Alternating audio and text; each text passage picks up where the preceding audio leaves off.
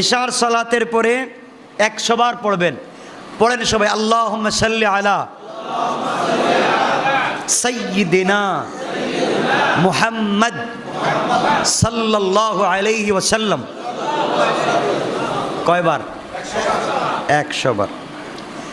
499 বার পড়বেন লা হাওলা ওয়ালা কুওয়াতা ইল্লা বিল্লাহ। কয়বার? 499 বার লা হাওলা ওয়ালা কুওয়াতা ইল্লা বিল্লাহ।